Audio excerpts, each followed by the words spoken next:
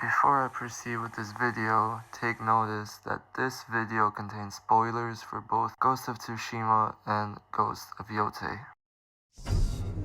With the release of Ghost of Yotei, there's one side mission, one tale that caught my attention, and that's the tale of the Blade of Storm Sakai, the Storm Blade, because that involves Jin Sakai, the main protagonist from the first game, Ghost of Tsushima, and that made me wonder what happened to Jin Sakai after the events of Ghost of Tsushima, and if he did spend his final days in Ezo, as has been said, how did he get buried and who buried him? If he lived alone, like it has been said, then how did he get buried? Because you can't bury yourself.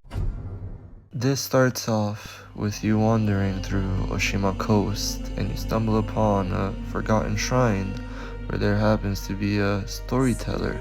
Ugetsu is his name, and as soon as you stumble upon him, he's gonna ask you to seek a katana called the Stormblade. Supposedly, it ended up in Oshima Coast hundreds of years ago, right after the events of Ghost of Tsushima, right about the time where Jin spent his final days. As we ask Ugetsu to tell us more about the blade's tale, he tells us that he can't remember it and he knows only bits and pieces of the story, and that if we'll find it, he'll be able to tell us the Stormblade's tale once he sees it. So he informs us to walk down the path behind him. It should be in those hills. Not too long after we start walking down the path, we find a very old and ancient shrine. To the right of it, there's some bamboo we're gonna have to cut down. The path continues, and behind that bamboo is a very old and again ancient fox shrine. As you bow to the shrine, the title card of the tale appears on screen, the Stormblade, with Jin Sakai's clan crest appearing drawn on to a stone lamp. While you are bowing to the very old fox shrine, a fox appears behind you. It's a grayish black fox, and I speculate this to be the reincarnation of Jin Sakai. The fox starts running, and of course we start chasing after the fox to see where it leads us. Squeezing through some tree roots, it brings us to a cave path, or to a ravine path I should say. Following the fox through this path, it crawls into a hole, and we're gonna have to traverse this whole maze by ourselves until we find the fox again. As soon as we stumble into the next opening, we notice a few big rocks with trees and a waterfall. Atsu says, "Why did you lead me here?" On top of those big rocks is the scene from the title card with the Sakai clan symbol drawn onto the stone lamp. Bowing to that reveals where we have to go.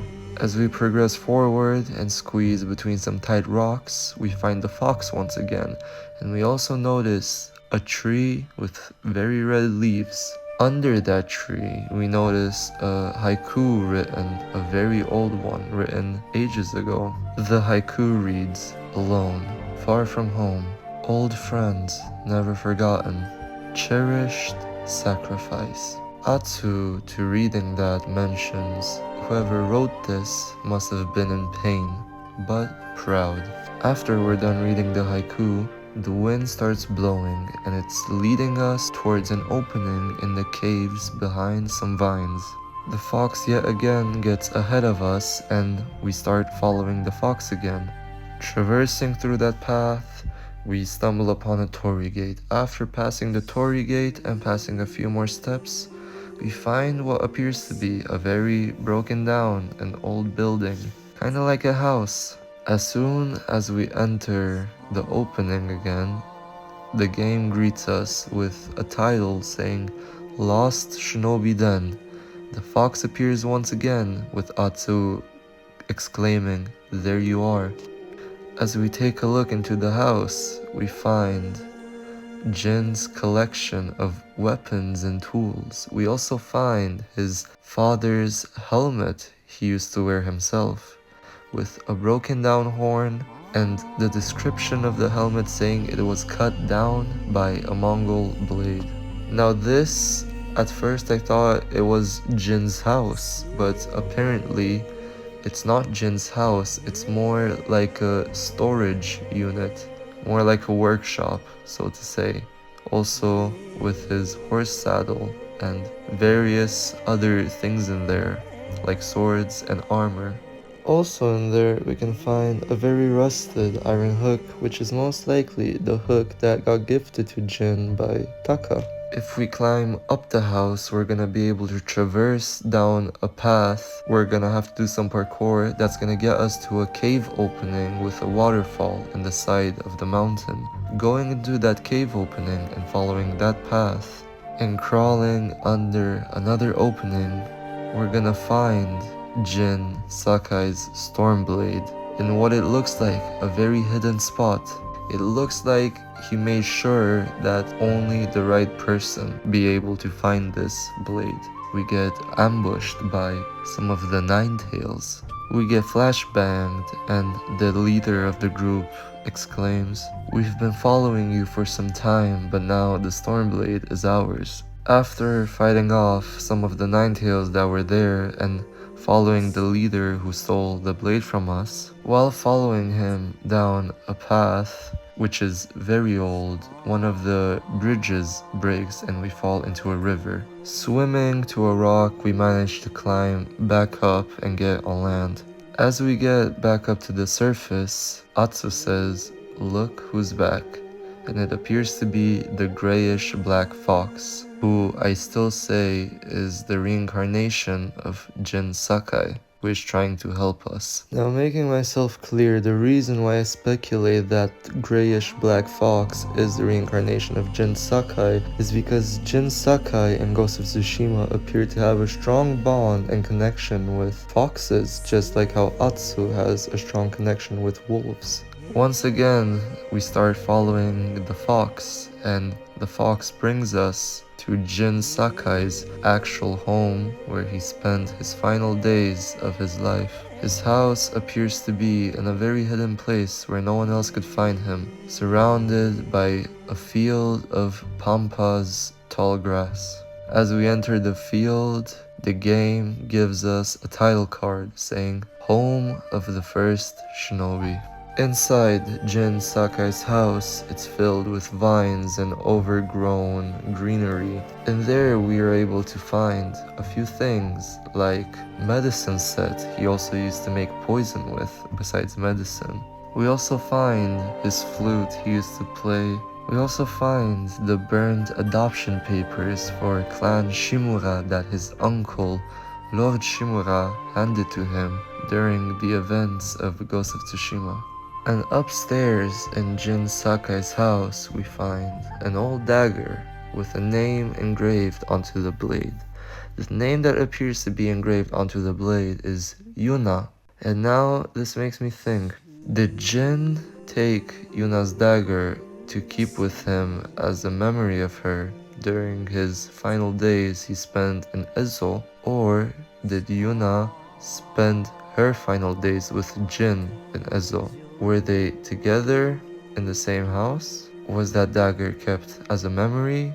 Or was Jin not alone in that house? Because if Jin was alone in that house, who would have buried him? That house is specifically made to be very hidden. It's a very long path that you have to do parkour and traverse to get to his house. It's in a very empty field filled with tall grass, and surrounding it, it's a thick forest. If Jin was truly alone, no one would have buried him. But outside his house, where you fight a duel with the Ninetales to get his sword, underneath a big tree with red leaves, just like the tree in the Sakai graveyard where you fight Lord Shimura, you find his gravestone embedded with his clan symbol and his ghost mask in front of the tombstone. Now, if he was truly alone, there would have been no one to bury him and make him a tombstone and put his mask there.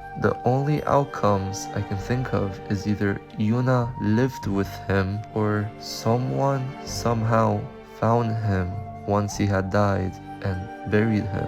Now this could have either been Yuna, this could have either been a stranger, this could have been maybe even Lord Shimura, but I doubt Lord Shimura would have been alive by the time Jin passed, if Jin did have passed from natural causes, because it's still not known if it's canon or not that Lord Shimura died or not in Ghost of Tsushima. Anyway, that's besides the point. Even if Yuna lived with him in this house in Ezo, where is Yuna? There's no grave for her. Now, we could have said that Jin died first and Yuna buried him, and since Yuna died last, there was no one to bury her, so she just naturally decomposed. And we could also say that she visited him after Jin died and buried him, but then why did she leave her dagger in such an odd spot in his attic on a random crate? Wouldn't she have kept her dagger or put it somewhere closer to him or somewhere nicer, maybe like next to his sword or in front of his tombstone? There are a lot of theories I can think about of how Jin got buried, how did Jin live his last days, but this is everything that comes to mind right now. And remember,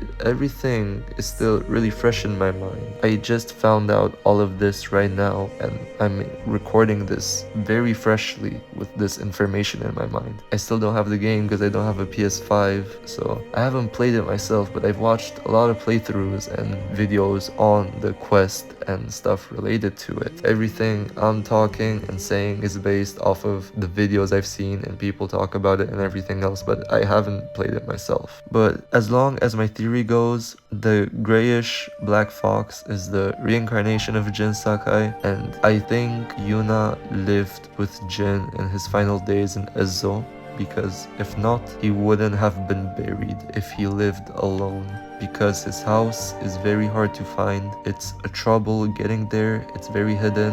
Like I said, it's in a big empty field, and that empty field is surrounded by a thick forest. And that's all I wanted to talk about and say. And of course, if anyone has their own theories and wants to add on to it, or maybe like what I've been saying is just completely wrong and I don't know what I'm talking about, feel free to comment about it or make your own videos about it, because I'm really interested in this topic. And that goes for my theory on how did Jin Sakai get buried